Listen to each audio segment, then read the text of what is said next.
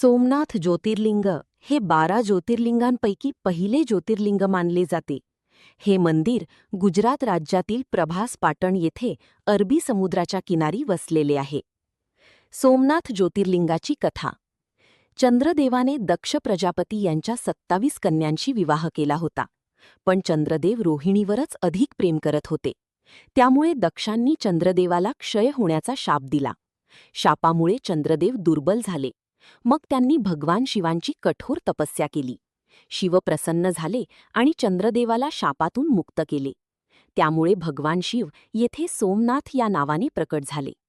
सोम म्हणजे चंद्र आणि नाथ म्हणजे स्वामी. मंदिराचे महत्त्व. सोमनाथ मंदिर अनेक वेळा आक्रमणांमध्ये उद्ध्वस्त झाले, पण पुन्हा उभे राहिले. हे मंदिर श्रद्धा, शक्ती आणि सनातन संस्कृतीचे प्रतीक मानले जाते. मंदिराजवळील समुद्रकिनारा आणि संध्याकाळची आरती अत्यंत सुंदर असते. विशेष माहिती. राज्य गुजरात. नदी समुद्र अरबी समुद्रकिनारा. देवता भगवान शिव. प्रसिद्ध आरती संध्याकाळची महाआरती. दर्शनासाठी उत्तम वेळ कार्तिक महिना आणि महाशिवरात्री. छोटा भक्ती संदेश.